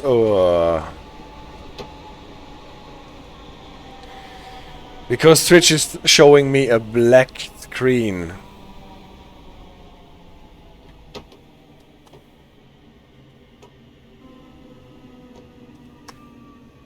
It is running, alright.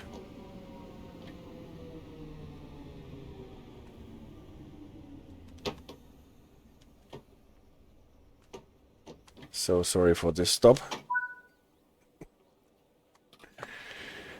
That was a bit harsh.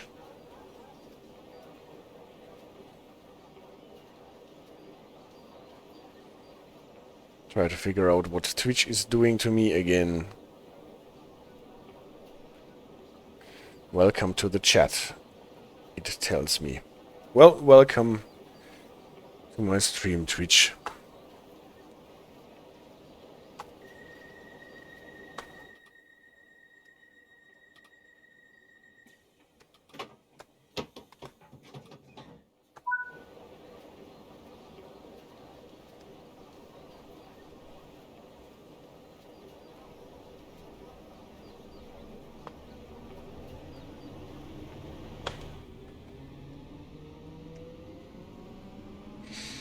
Nice thing about the couplers is that they are actually animated in a way that the compartments for the pneumatic and electric connectors,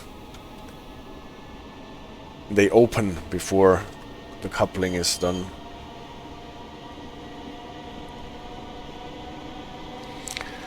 Burnside. Will there be a reduction to 40 at some point?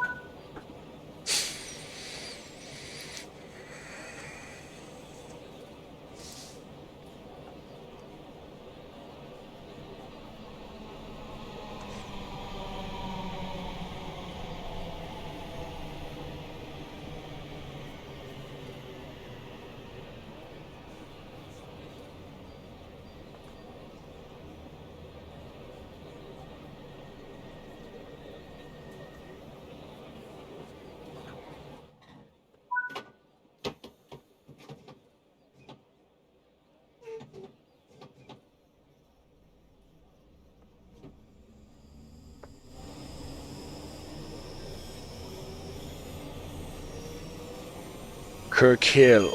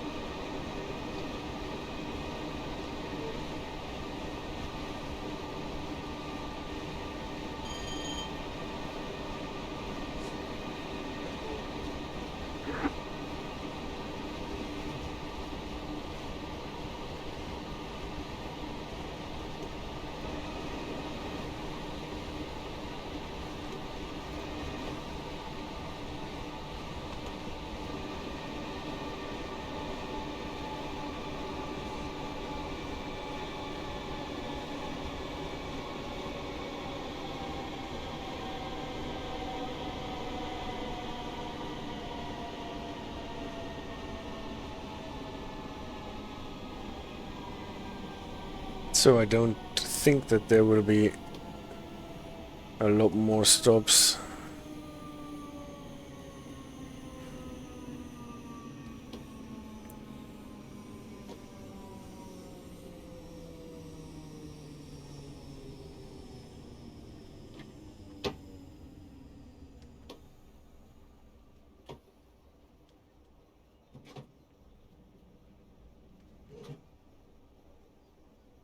will break it in the end.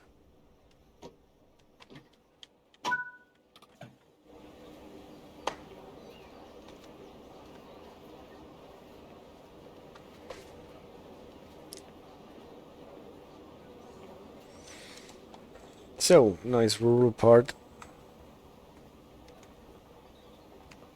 Passengers are reminded that smoking is prohibited at all stations. Looks like a trash can exploded here. This includes e-cigarettes.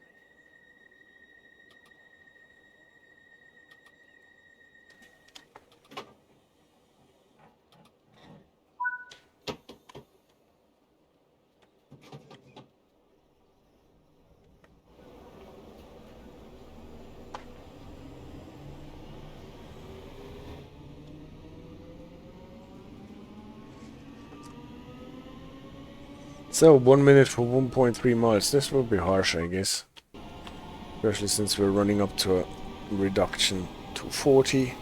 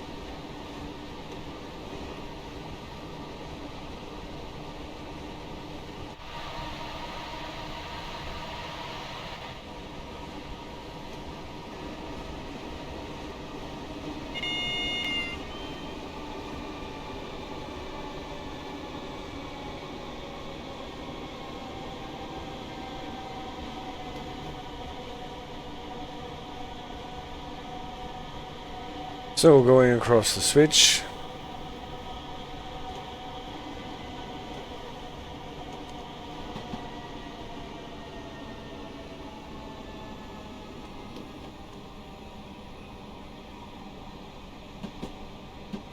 So that the train can go back on the correct track.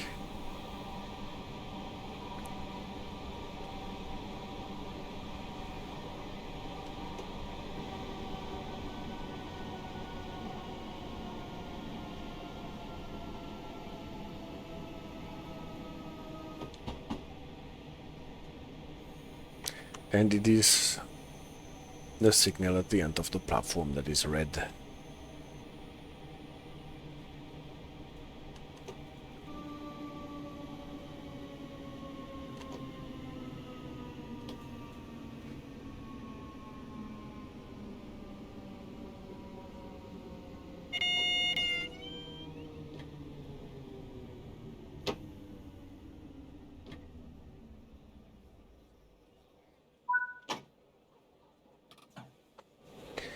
And here we are at our destination in Newton.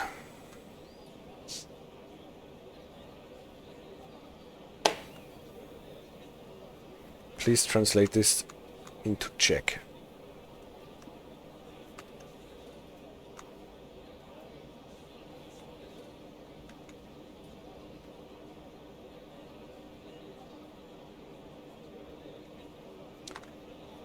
Yes, right track, because the train will most probably go back to Glasgow from this track.